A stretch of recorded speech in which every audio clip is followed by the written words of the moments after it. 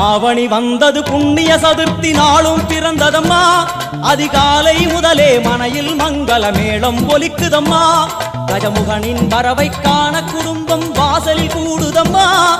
கோலம் இட்டொரு மனை மேல் வந்தான் ஆரத்தியாகுதம்மா கணபதி ராஜா